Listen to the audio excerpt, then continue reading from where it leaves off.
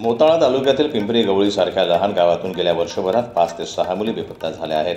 याच गावातून गेल्या महिन्यात एक 16 वर्षीय मुलीचं अपहरण करण्यात आलं. मुलीचे वडील तक्रार देऊन आले असले तरीही पोलीस प्रशासन कुठली ठोस कारवाई करताना दिसून आलेलं नाही.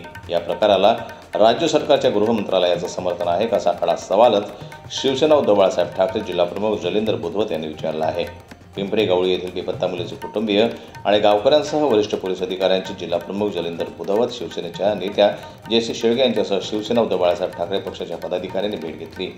यावेळी पोलीस अधीक्षकांसह वरिष्ठ अधिकाऱ्यांना निवेदन देण्यात आलं. बुलढाणा जिल्ह्यातून बेपत्ता होणाऱ्या मुलींचं आणि महिलांचं प्रमाण सातत्यानं वाढत आहे. विशेष म्हणजे अल्पवयीन मुलींच्या अपहरणाच्या घटना देखील अलीकडच्या काळात वाढल्या आहेत. मोताळा तालुक्यातील पिंपरी गवळी या गावात अल्पवयीन मुलीचं अपहरण झालं होतं. महत्त्वाचं म्हणजे आरोपीच्या नावासकट तशी तक्रार देखील संबंधित पोलीस ठाण्यात देण्यात आली होती. मात्र महिना उलटून देखील मुलीचा शोध लागला नाही. त्यामुळे पीडित मुलीच्या कुटुंबियांनी गावकऱ्यांसह पोलीस अधीक्षक कार्यालयावर धडक दिली. जिल्हाप्रमुख जलिंदर बुधवत, जयश्री शेळके या देखील गावकऱ्यांचे म्हणणे जाणून घेण्यासाठी आल्या होत्या.